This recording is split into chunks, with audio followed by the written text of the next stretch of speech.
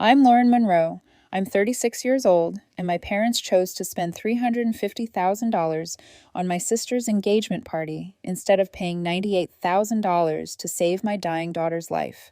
Before I tell you how I ended up with everything, and they ended up with nothing but a handwritten letter begging for my help, do me a favor and let me know where you're watching from in the comments below. I'd love to see how far this story reaches. It all comes back to this letter. It arrived this morning, not in the mail, but by a special crier. It looked ridiculously out of place on my desk. A single cream-colored envelope resting on a sea of architectural blueprints and signed contracts. My office is on the 40th floor of the Dominion Tower. From here, I can see most of downtown Denver, a landscape of glass and steel that I've had a hand in shaping.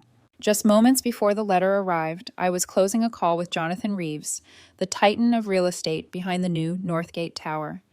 We were finalizing the interior concepts for the penthouse suites, a conversation involving seven-figure budgets and imported Italian marble. It's the world I live in now. As I hung up, my assistant Mia walked in. She's sharp, efficient, and fiercely protective of my time.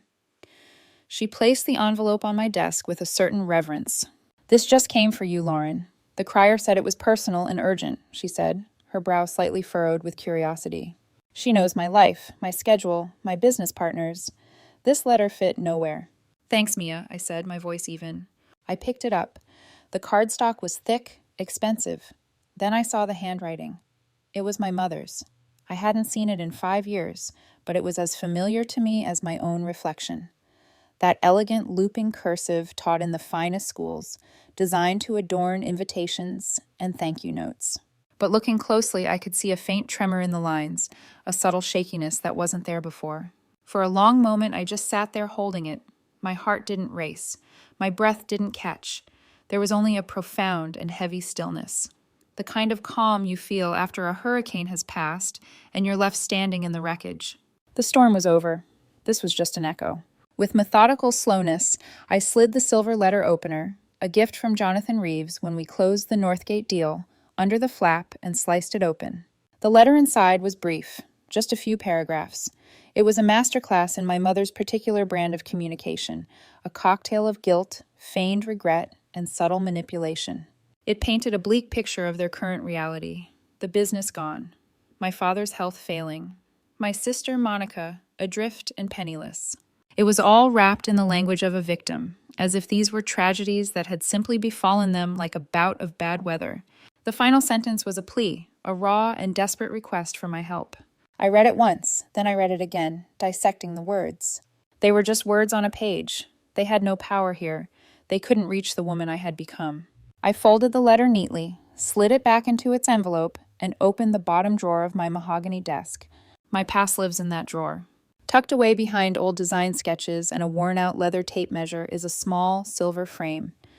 In it, a photo of my daughter, Noel, taken a year after her surgery.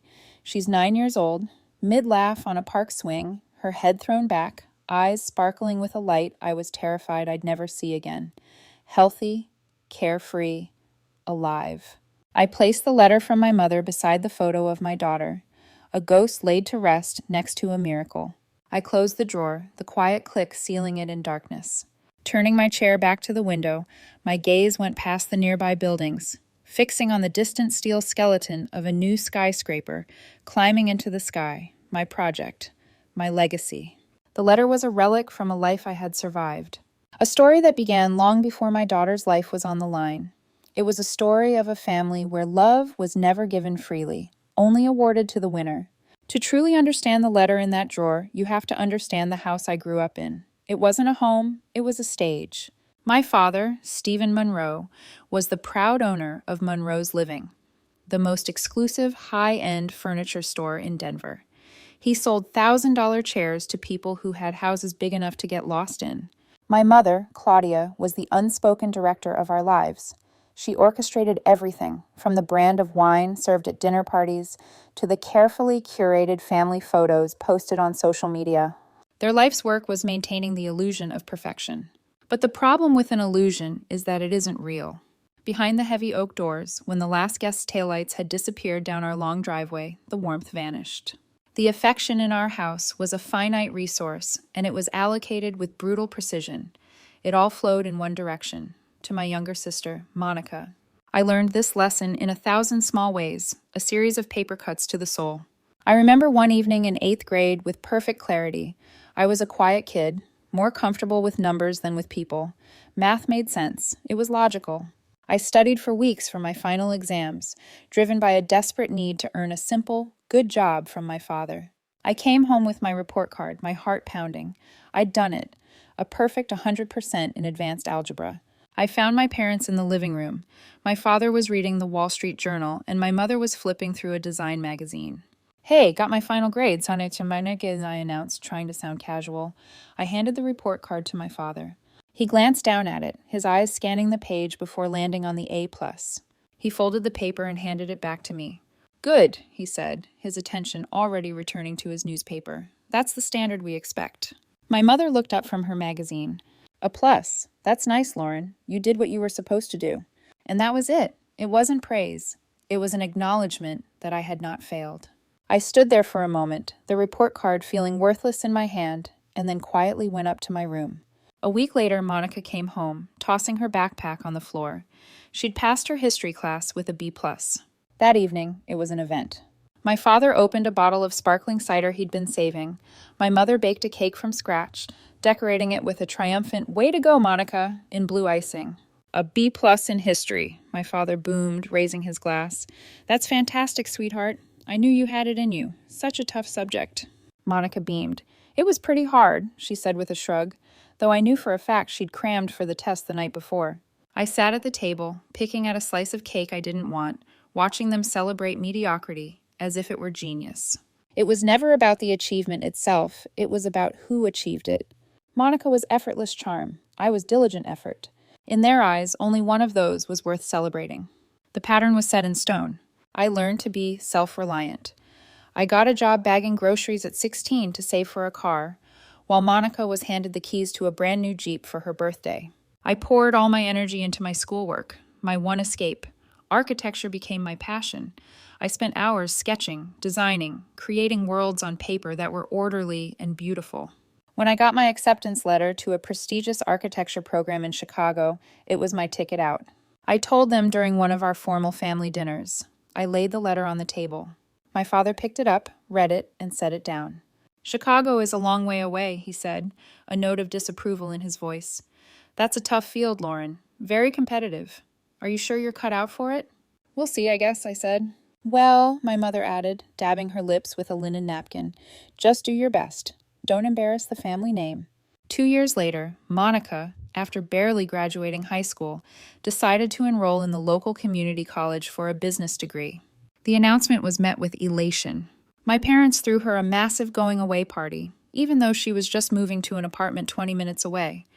The backyard was filled with my father's business associates and my mother's society friends. There was a string quartet. My father gave a speech about Monica's boundless potential and her bright future in the world of business. He saw Monica as his heir, the one who would take the Monroe name into the lucrative world of real estate development, a world my father had always wanted to conquer. I stood in the back, a drink in my hand, feeling like a complete stranger. So I left. I went to Chicago and never looked back. Those years were hard. I was lonely and broke, but I was also free. For the first time, my worth wasn't being measured against my sister's. It was measured by the quality of my work, by my own grit. I graduated with honors and returned to Denver, not to my family's world, but to build my own. I started a small design firm from nothing. It was during this time that I met David. It felt like my life switched from black and white to color. I was surveying a small model apartment for a contractor.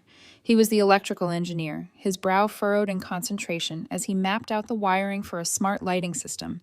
We started talking about lumens and ambient light, and the conversation drifted to how a space could make you feel, how a home could be a sanctuary. We talked for 2 hours, and it felt like 2 minutes. He saw me. Not the daughter of Stephen Monroe, not the sister of Monica, just Lauren. We married a year later. It was a perfect day. We held the ceremony in Washington Park with about 30 of our closest friends. We grilled hot dogs and drank cheap beer. My parents came, of course. They had to make an appearance. My mother wore a Chanel suit that probably cost more than our entire wedding, and my father spent the whole time checking his watch. They stayed for an hour. David's parents, Carol and Henry, were there from dawn till dusk. They helped us set up the tables. They flipped burgers. They danced with my friends. They were warm, genuine, and kind. As my parents were leaving, I overheard my mother say to one of her friends, her voice dripping with condescension, "It's all very frugal, quaint, but Lauren was always the practical one." I didn't let it ruin my day. I had David. I had his wonderful parents. I had a family that felt real. Soon after, Noel was born, and my world cracked wide open with a love I had never known. She had David's bright smile and my intense, curious eyes. Our life was a beautiful, chaotic struggle. We lived in a small 2-bedroom apartment, and my office was a corner of our living room. Every penny I earned went right back into our life: rent, groceries, diapers. My business was growing, but it was slow and steady. There was never much left over at the end of the month. That's why I kept putting off the health insurance. It was a line item on our budget that always seemed astronomical, a few hundred a month that could go towards so many other more immediate things. We were all young and healthy. "Next month," I told David, "after I land that coffee shop contract, we'll sign up for the premium plan." It was a practical decision made by a woman who had been taught to be practical, a gamble, and I was about to find out that I had bet my daughter's life and lost. The storm didn't arrive with a bang. It crept in disguised as a common cold. Noelle was 8, a whirlwind of a girl who lived in a universe of superheroes and glitter crafts. When she started coughing in the middle of a crisp Denver autumn, we didn't think much of it. We loaded her up with juice and chicken soup, but the cough didn't leave. It settled deep in her chest, a dry, persistent hack that started to steal her energy. At night, it was worse. We would lie in bed listening to the sound of our daughter struggling for breath in the next room. We took her to the clinic. The doctor listened to her lungs, prescribed an inhaler for what she called a nasty case of bronchitis, and sent us home. But I couldn't shake the image of her face as she listened to Noelle's chest, that brief, almost imperceptible tightening around her eyes. A couple of weeks later, the girl who used to leap across the furniture was walking. The girl who could talk for hours was quiet. One afternoon, she was sitting on the living room floor, her coloring book open but untouched. She looked up at me, her face pale, her eyes wide with a fear that sent a spear of ice through my heart. "Mommy," she whispered, her voice raspy, "my heart is doing a funny dance." I knelt beside her and pressed my hand to her small chest. Her heart was fluttering, a rapid, panicked rhythm against my palm. Her skin was cool and clammy. Time seemed to slow down. The casual hum of the refrigerator, the sound of traffic outside, it all faded into a roaring in my ears. This was wrong. This was terrifyingly wrong. David drove. I don't remember the drive to the city hospital, only the feeling of Noelle's small, trembling body in my arms in the back seat. I kept whispering that everything was going to be okay, a desperate litany against the rising tide of panic. The emergency room was a surreal nightmare of bright lights, beeping machines, and the calm, terrifying efficiency of the medical staff. They whisked Noelle away, and David and I were left in a small, sterile waiting room that smelled of antiseptic and anxiety. For hours we sat in silence, holding hands, each lost in our own private hell of what-ifs. Finally, a doctor named Michael Chun entered the room. He wasn't smiling. He held a thick file in his hands, and his expression was one of gentle, professional gravity. He sat down opposite us. "We found something on the CT scan," he began, his voice even. "There's a mass in Noelle's left lung, a tumor."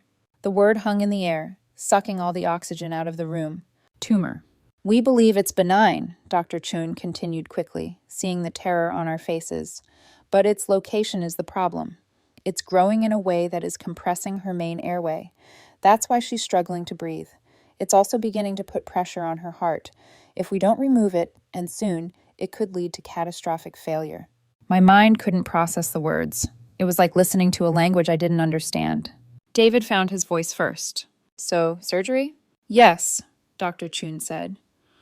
"We need to schedule it as soon as possible, within the next 3 days, at the latest." He paused, his eyes softening with a look of practiced empathy. "I know this is a lot to take in. We also need to discuss the financial aspect. The procedure, along with the necessary post-operative care and hospital stay, will cost approximately $98,000. The number didn't even seem real. $98,000. It was an impossible sum, a mountain we could never hope to climb. We had about $15,000 in our savings account. I felt a wave of nausea so intense I had to swallow hard to keep from being sick. All those months of putting off the insurance, all my practicality, it had all led to this. I had failed her. But David, my incredible, resilient David, looked the doctor square in the eye. His voice didn't waver. "We will get the money. Schedule the surgery." The moment Dr. Chun left the room, David's strength dissolved. He collapsed against me, his body shaking with silent, racking sobs. I held him, my own fear a cold, heavy stone in the pit of my stomach. That night was the longest of our lives. We tried everything. David called the bank. The loan officer was polite but firm. Our debt-to-income ratio was too high. Denied. He launched a GoFundMe page, his fingers fumbling as he tried to write a compelling plea without sounding like a failure. Donations trickled in.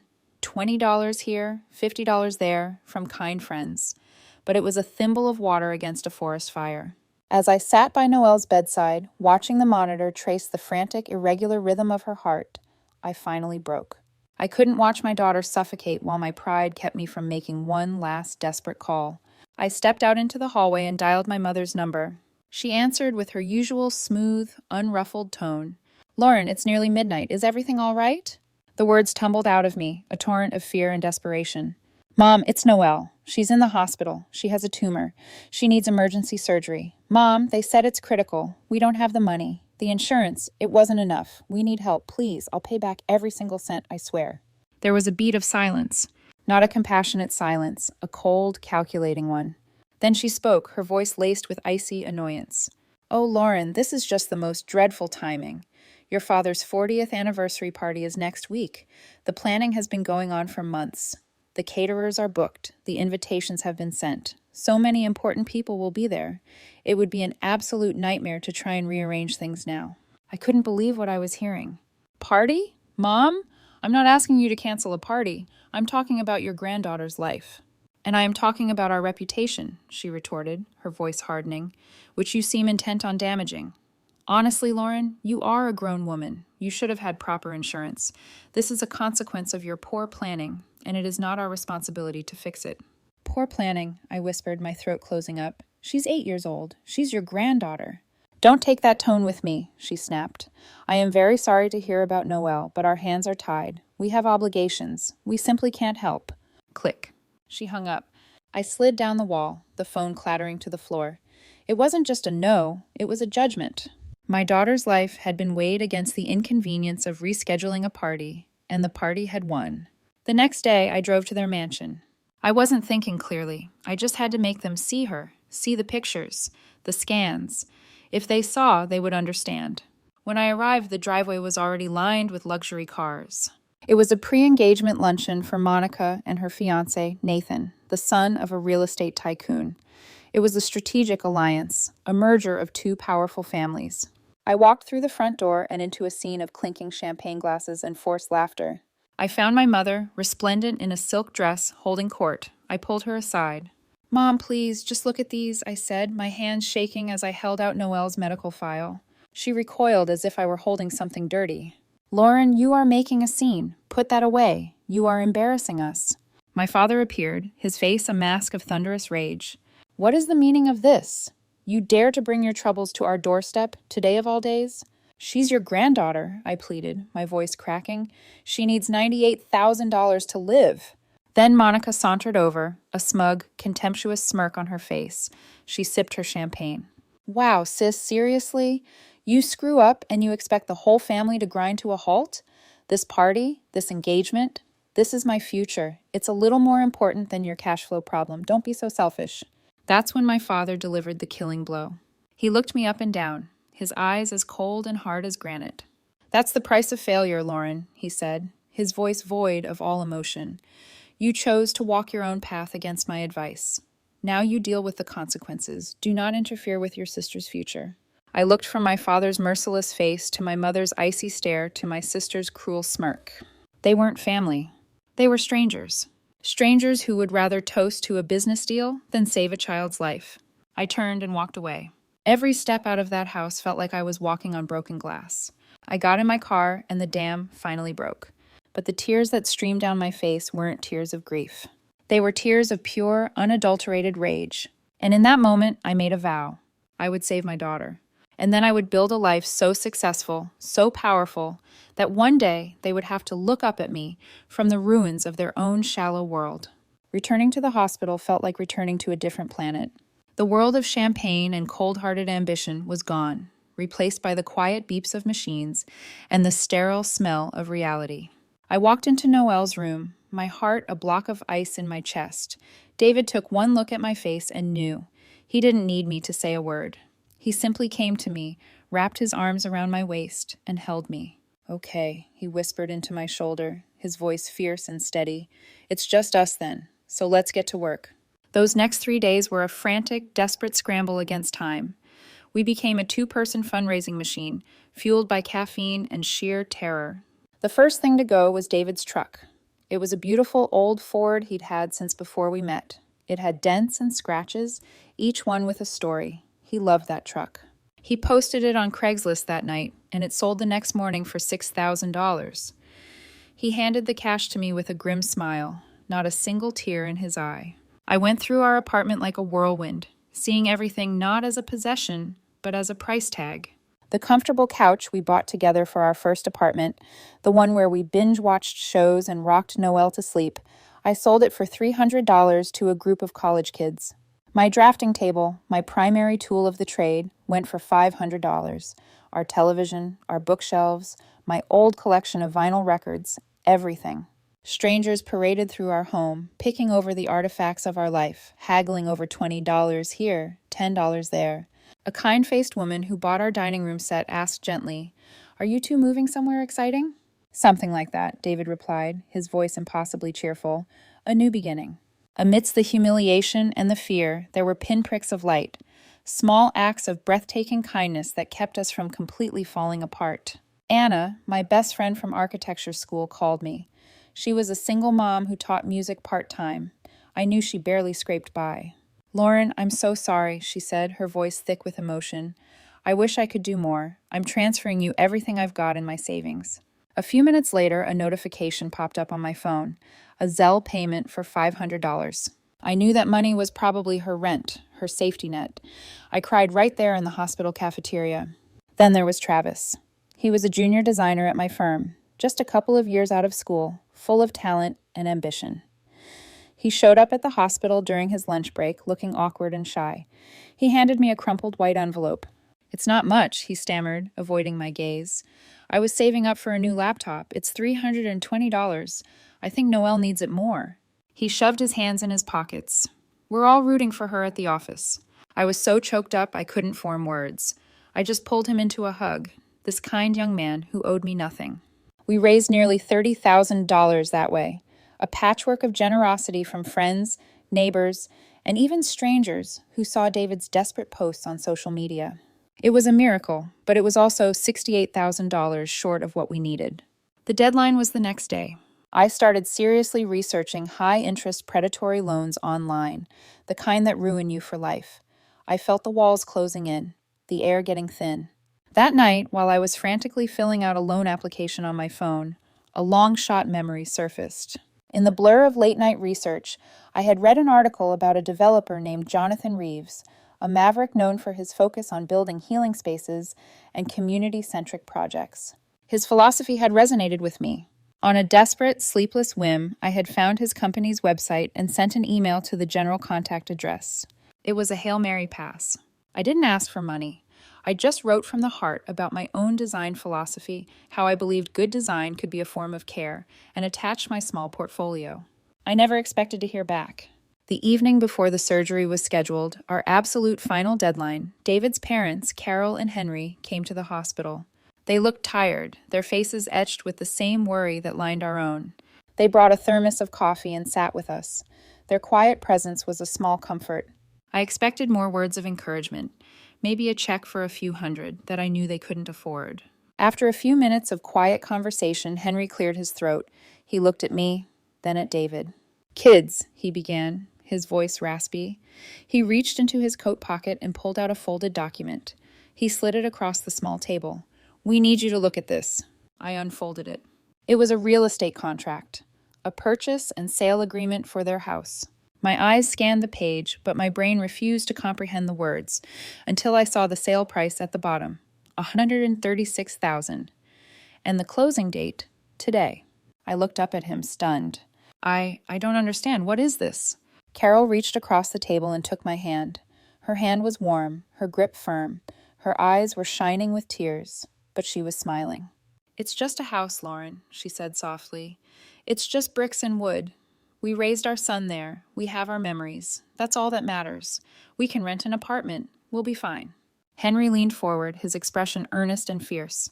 Noel only gets one life. You are our children. This is what family does. No discussion. I stared at them, at these two quiet, unassuming heroes. They had taken their life's biggest asset, their sanctuary, the repository of 30 years of memories, and they had liquidated it without a second thought to save my daughter. They had done what my own wealthy, powerful parents, with their mansions and luxury cars, had refused to do. The dam of my carefully controlled emotions broke. I dropped my head into my hands and wept. Not the hot tears of rage I had shed in my car, but tears of gratitude so profound it was physically painful. In the sterile, impersonal quiet of that hospital waiting room, I was witnessing the most beautiful, selfless act of love I had ever seen. The next morning, the wire transfer went through. We had the money. The surgery lasted 6 hours. 6 hours that felt like 6 years.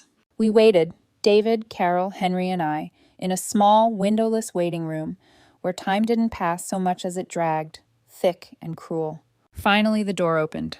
It was Dr. Chun. His surgical mask was pulled down around his neck. He looked tired, but he was smiling, a real, genuine smile. She's a trooper, he said, his voice filled with warmth.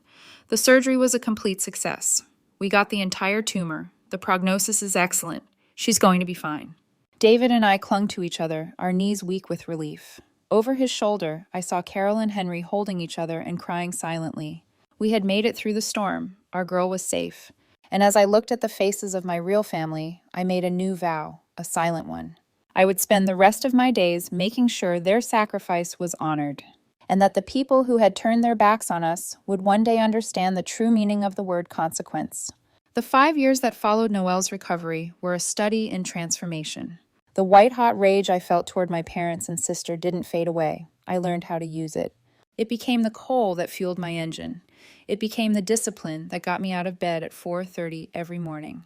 Every time I felt the exhaustion creeping in, every time a project felt too overwhelming, I would close my eyes. I'd see my father's dismissive wave, my mother's cold stare, my sister's cruel smirk. Then I'd see the image of Carol and Henry packing their cherished belongings into cardboard boxes. The contrast was all the motivation I ever needed. My work became my sanctuary and my weapon. I rebranded my small company to Monroe Studio, a deliberate act of reclaiming my own name. I was no longer just a designer. I was a woman on a mission. The first couple of years were a brutal, humbling grind. Noelle's health was our priority, and her recovery involved a seemingly endless series of follow-up appointments and checkups.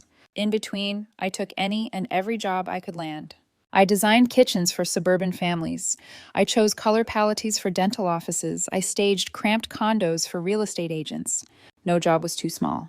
I was on construction sites by sunrise, meeting with clients all afternoon.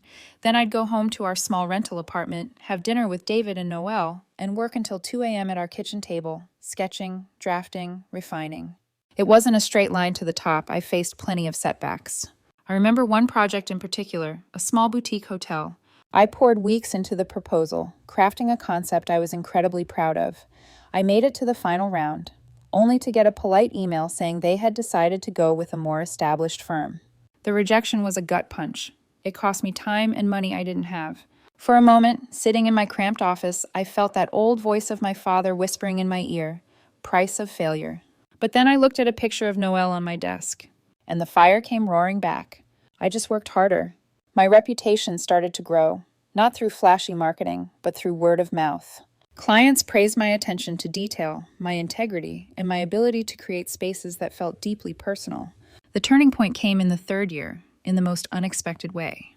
I was working late one night when an email popped into my inbox. The subject line was simple, "Your design philosophy." My heart skipped a beat. I opened it. It was from Jonathan Reeves, the developer, the man I had sent that desperate Hail Mary email to 2 years before. He wrote that my message had somehow found its way to his desk, passed up the chain from a junior assistant. He said he received hundreds of proposals a week, but mine had stood out. He was intrigued by my passion and my persistence in following up, even though I'd gotten no reply. He was launching a new flagship coffee shop in a trendy neighborhood and was tired of the same old corporate designs. He wanted to know if I was interested in submitting a proposal. This was my shot. I didn't sleep for 3 days. I didn't just design a coffee shop, I designed an experience. I envisioned a community living room with warm woods, comfortable nooks, and local art. A healing space, just as he described in that article. Reeves didn't just like it, he loved it.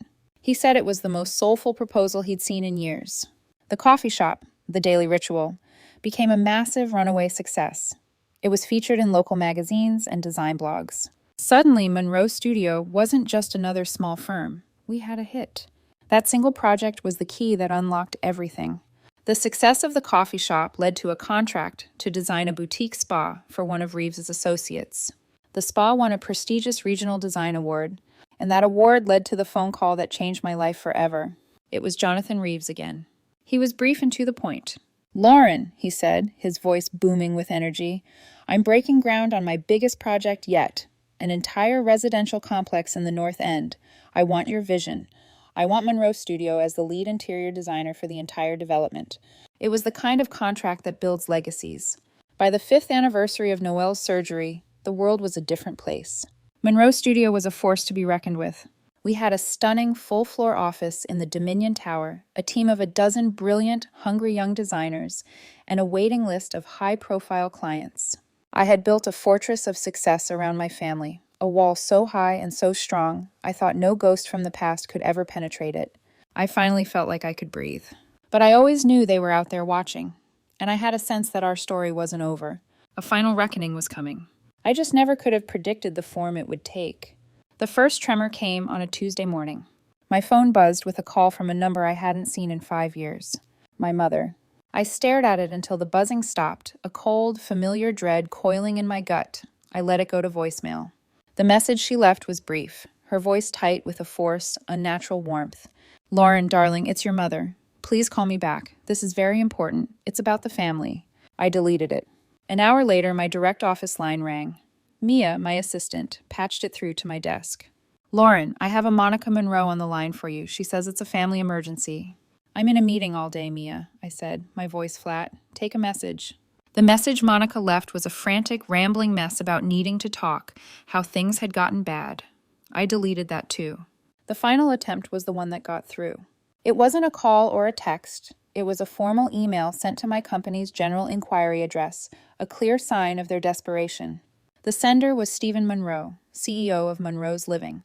The subject line read, "Urgent Partnership Proposal, Monroe and Monroe." I already knew what it was about. In the tight-knit world of Denver's business community, secrets don't stay secret for long. The whispers had been growing for months. Monroe's Living was dying. A series of disastrously risky real estate investments, coupled with my father's arrogant refusal to adapt to a changing market, had bled the company dry. They were on the brink of bankruptcy. Their last desperate gambit was a project they'd named the Monroe Legacy Towers, a massive luxury complex they hoped would be their salvation. They owned the land, but the banks wouldn't give them another dime. Their only hope was to secure funding from a powerful international investment group. And here's where the universe delivered its punchline. The deal was being brokered by Nathan's family, the same Nathan Monica had once been engaged to. Their firm specialized in these kinds of ventures. And after months of negotiations, the investors had laid down one final, non-negotiable condition. They were impressed by the recent architectural buzz in Denver. They would only fund the project if the interiors, the key selling point for a luxury brand, were designed and executed by the firm that had become synonymous with quality, integrity, and meteoric success. My firm, Monroe Studio. My name, the one they had dismissed and devalued, was now the only thing that could save theirs. I replied to the email with a single line. My boardroom, Thursday, 10:03 a.m. I made them come to me. I watched on my office's security monitor as they walked into the reception area. My father and my sister. They looked like ghosts. Their expensive suits hung differently now, not projecting power, but trying to conceal defeat. They were swallowed by the high ceilings and clean lines of the world I had built. They looked small. I let them wait for exactly 10 minutes before having Mia show them into the main boardroom. The room is my favorite in the entire office. It's walled with glass on two sides, offering a panoramic view of the city. A long, imposing table of reclaimed oak sits in the center. I was already seated at the head of it when they walked in. They took the seats opposite me. The silence was thick and heavy. My father, ever the performer, tried to seize control. He launched into a polished, almost rehearsed speech about the importance of family, about letting bygones be bygones. He spoke of legacy, of the Monroe name, of a shared future. It was a decent performance, but his eyes were filled with a desperate, pleading terror. Monica just sat there, staring at the table. Her usual smugness was replaced by a sullen, resentful silence. She looked like a child who'd been dragged to a meeting she didn't understand. I let my father's speech hang in the air for a long moment after he finished. Then I picked up the small remote beside me and turned on the 80-inch screen that dominated the far wall. "Before we talk about a shared future," I said, my voice perfectly level, "I think it's crucial we have a clear understanding of our shared past." The first image flashed onto the screen. It was a high-resolution scan of a document, a hospital invoice from 5 years ago. My daughter's name was at the top, and at the bottom, a single damning number was circled in bright red, 98,000. I heard a sharp, choked gasp from Monica. My father's face went white as a sheet. "This," I said, my voice cutting through the silence, "was the cost of my daughter's life. A number you both told me was not your problem." I clicked the remote again. A new slide appeared. It was a scanned page from a glossy society magazine, a full-color photo from Monica's lavish engagement party. There they were, my father, my mother, Monica, their faces flush with happiness, raising glasses of champagne. Below the photo was the text of the article, gushing about the extravagant event. I'd had a private investigator dig up the actual invoices from the caterers, the florists, the band. The final verified total was displayed on the screen in massive, unforgiving numbers. 350,000. "And this," I said, my voice dropping to a near whisper, "is what you decided was more important." The room was utterly still. My father looked as if he'd been physically struck. I stood up slowly, my chair gliding back silently on the polished concrete floor. I walked to the head of the table, placing my hands flat on the cool oak. "You come into my office, into the company I built from nothing, and you have the audacity to speak to me of legacy." I looked from my father's ashen face to my sister's stunned, slack-jawed expression. "Let me tell you about legacy. My legacy. Monroe Studio is built on a foundation of trust, of integrity, of creating spaces that bring people comfort and security and healing. That is the work we do here. That is what my name now represents." I leaned forward, my eyes locking onto my father's. "Your foundation," I said, and each word was a hammer blow, "is built on selfishness. It's built on cruelty. It's built on a conscious decision to value a party over a child's life, your own grandchild." I straightened up. "I cannot and I will not attach my name, the name I have redeemed, to a foundation that is so utterly rotten to its core." I looked at my father. "There is no partnership." I looked at my sister. "There is no deal." My voice was quiet, but it echoed in the tomb-like silence of the room. "Now, if you'll excuse me, I have a business to run." I turned and walked out of the boardroom, leaving them there alone with their ghosts on the screen. The collapse wasn't a slow crumble. It was an implosion. The day after the boardroom meeting, I got a brief professional email from Jonathan Reeves. It was a link to a press release from the International Investment Group. The statement was brutal in its corporate politeness.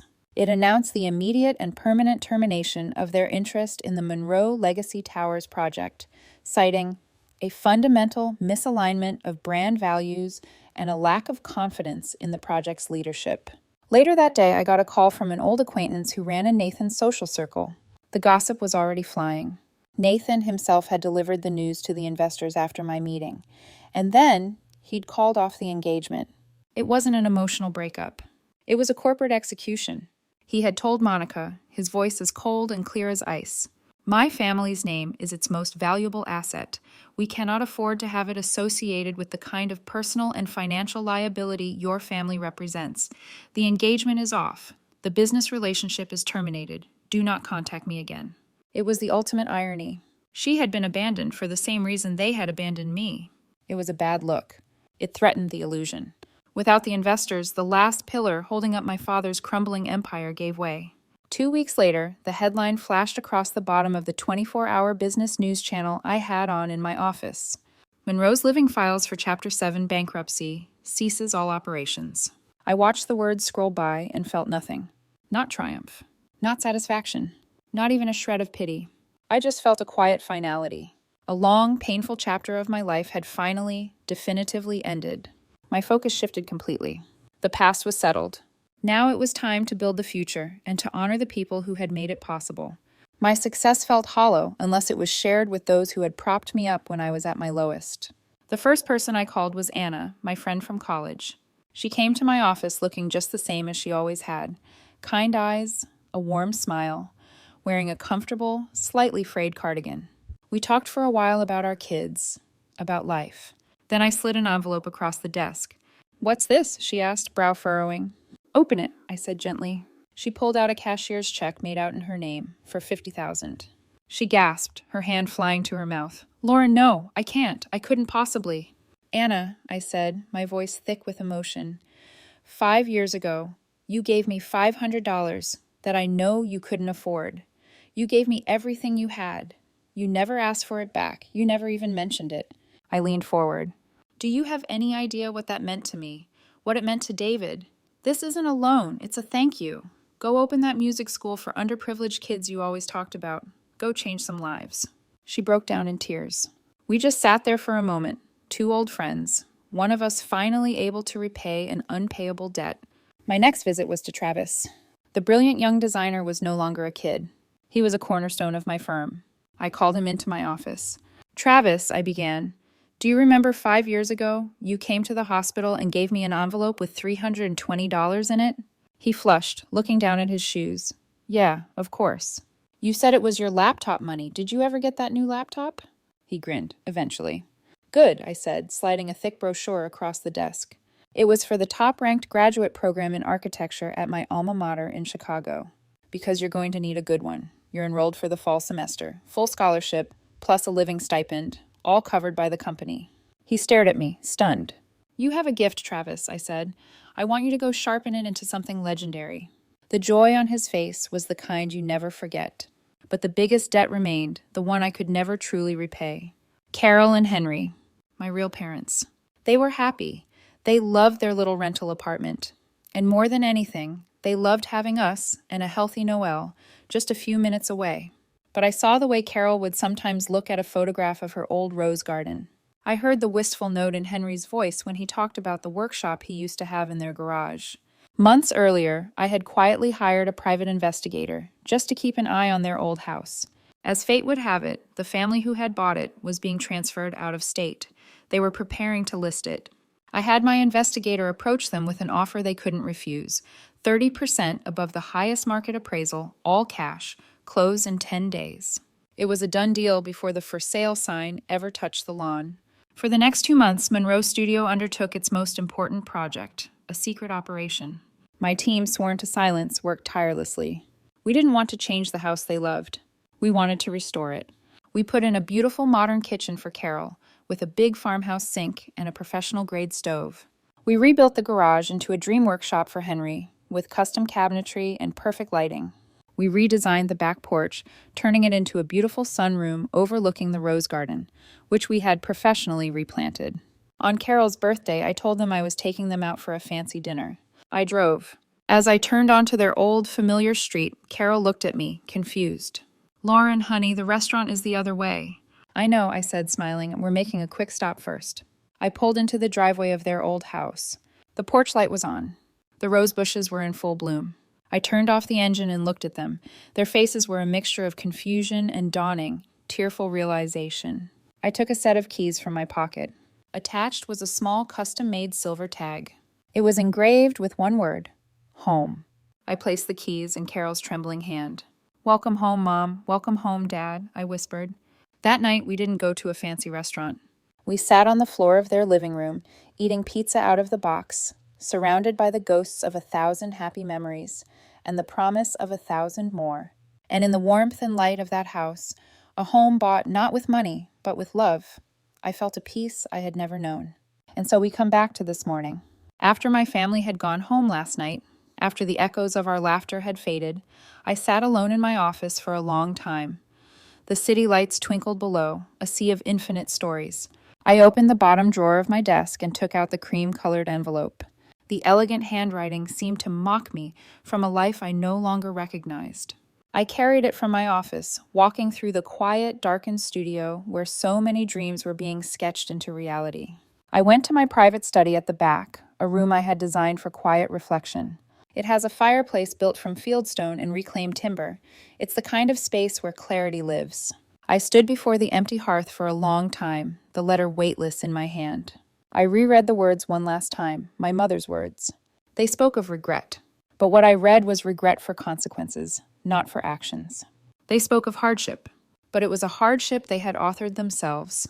It was a plea for a lifeline from the people who had refused to offer one to a drowning child. A part of me, a small old part, was tempted to write back, to draft a cold, precise letter detailing every one of their sins, to explain in excruciating detail how their single selfish choice had been the catalyst for their own destruction. I could have laid their failure at their feet, and I would have been justified in doing so. But as I stood there looking at the neatly folded paper, I felt no anger. I felt no burning need for that final verbal revenge. The rage had burned out long ago, leaving behind something clean and quiet. They were no longer the monstrous villains of my story. They weren't heroes. They weren't anything. Their opinions, their approval, their very existence had ceased to be a factor in the equation of my life. The power they once held over me was gone. With a steady hand, I knelt down. I crumpled the letter into a ball, the expensive paper crackling in protest. I placed it in the center of the hearth on the cold stone. I took a long match, struck it, and touched the flame to the edge of the paper. It caught fire instantly. I watched the elegant cursive blacken and curl into illegibility. I watched the paper that had carried so much pain and manipulation turn into fragile gray ash. It was the last ghost. The last toxic artifact from a life I had survived. As the final ember died, a profound sense of peace settled over me, deeper and more complete than any I had ever known. I was free. I stood up and walked back to the window. The first light of dawn was breaking over the mountains, painting the sky in shades of pink and gold. A new day. I thought about David and Noel, likely still asleep at home. I thought about Carol and Henry, waking up in their own beds, in their own home. My father had been wrong all those years ago. He had spoken of the price of failure. But I hadn't failed. I had simply chosen to build a different kind of legacy, one not measured by the height of our buildings, but by the strength of our foundation. And I had learned finally and fully that a family isn't the blood you share. It's the people who are willing to bleed for you. It's the people who show up in the storm. And my storm was finally, truly over. Thank you for listening to my story. I hope it touched you in some way. Have you ever faced a situation where you had to choose your own path, even if it meant leaving people behind? Share your story in the comments below. I read them all. And if this resonated with you, please don't forget to like this video and subscribe so you don't miss what's next. Lauren Monroe.